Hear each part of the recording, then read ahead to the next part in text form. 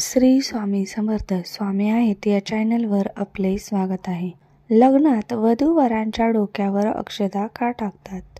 अक्षता शब्दाचा अर्थ काय? लग्नाच्या मुहूर्तावर भटजी मंगलाष्टका बोलण्यास सुरुवात करतो। यावेळी मंगल सावधान हे मंगलाष्टकाच्या शेवटचं कडवं पूर्ण होताच नवरा नवरीच्या डोक्यावर अक्षता टाकल्या आणि त्यांनी एकमेकांना हार घातल्यानंतर त्यांचं लग्न लागलं।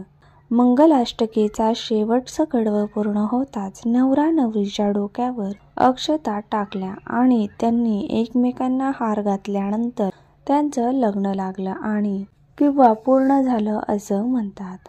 अक्षता का वापरतात? तांदूळ हे एक धान्य आहे की जे आतून कधीच किडत नाही, म्हणजेच ते आतून शुद्ध आहे, म्हणून तर शुद्ध चारित्र्याला धुतलेल्या तांदळाची उपमा दिली जाते।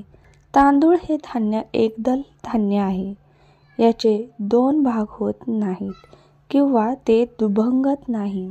आयुष्याचा संसार सुद्धा दुभंगू नये ही त्यामागे भावना असते।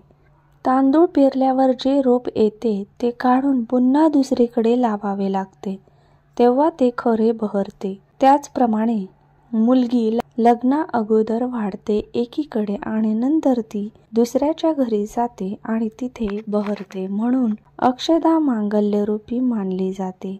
असेच मुलीने बहरावे म्हणून अक्षता वापरल्या जातात। तसंच तांदळाला सुखाचं आणि सौभाग्य प्रतीक मानलं जातं आणि त्यामुळे नवरा बायकोवर अक्षता म्हणून तांदूळ टाकले जातात। प्राचीन काळात ग्रीसमध्येही वधू-वरांवर याच कारणासाठी पीठ आणि मिठाई उधळण्याची रीत होती। खरंच आपल्या पूर्वजांनी आपल्या प्रथा खूप विचारपूर्वक केलेल्या आहेत, ज्यामुळे आपण या प्रथा जपल्या पाहिजे।